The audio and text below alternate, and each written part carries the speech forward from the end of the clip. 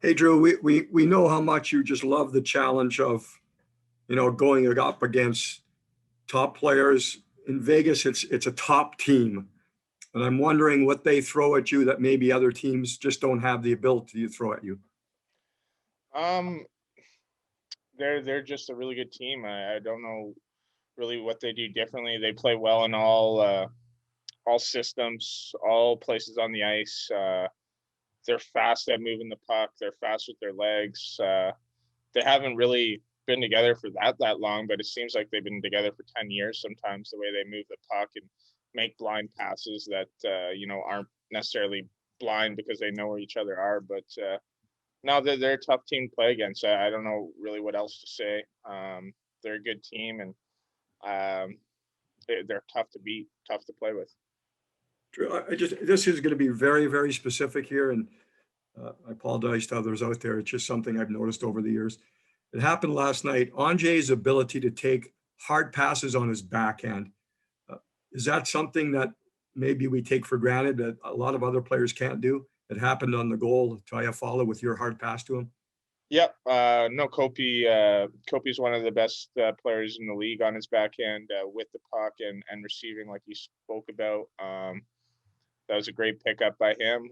He does it all the time. I mean, our power play breakout for like 10 years was just give it to Kopi on his backhand, and I had to give him some tough passes sometimes. So no, he's one of the best in the league at that. There's no doubt about it.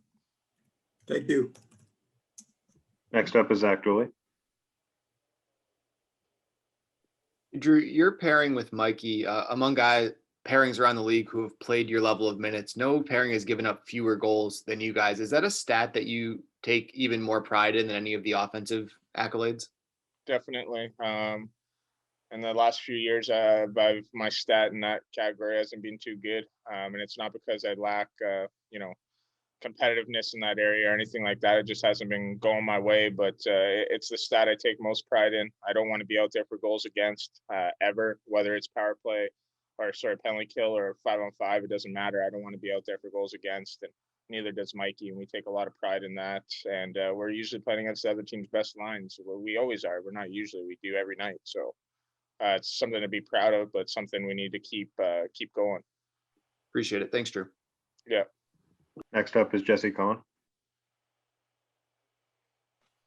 Hey, Drew. To Zach's point, you and Mikey are obviously a great pair. The other two pairs are rounding out into form. And I'm just curious how you compare the entire 6 or 7 man blue line to years past, the entire group.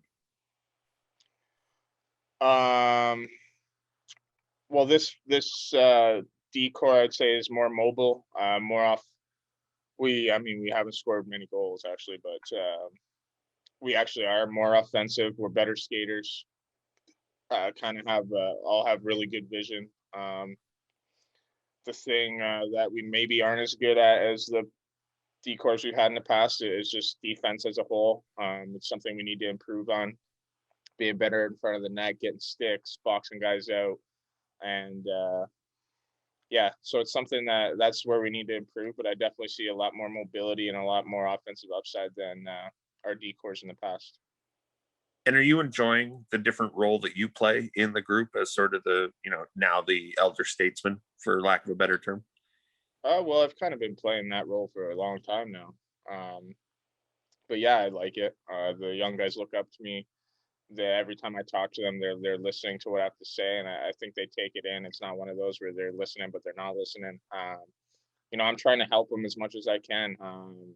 I had a lot of help when I was a rookie and a young guy from veteran guys, and I can't thank those guys enough. So I just want to kind of continue that trend and help those guys be the best they can be. Thanks. Keep up the good work. Next up is John Hoven. We're at the midpoint of the season here, and you talked a lot about what you wanted to change in your game coming into the season. I'm just curious, at the halfway point, are you satisfied with your performance, and have you been able to achieve what you wanted to so far in the first half?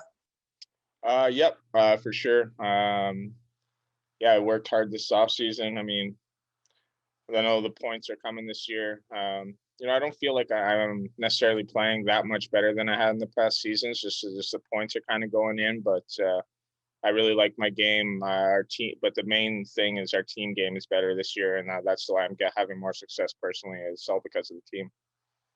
And then just to sort of dovetail on that, again, we're at the midpoint of the season. Is this where you expected this Kings team to be in this reconfigured division at this point? Yeah, I would have obviously liked to be right in that fourth spot or third spot right away, but I think we're like 3 points out or something like that, and we're chasing St. Louis. So, you know, we have belief in here that we can catch them and get that spot. And so I guess, yeah, I'm pretty happy with where we are, but we got a lot of work left to do, and we got to get a playoff spot, man. Like, this not making playoff stuff, it's old and it's not good. You're not going to get any better if you don't get playoff games. So we need to do everything we can to make it. Thanks, Drew. Yeah. Next up is Dennis Bernstein.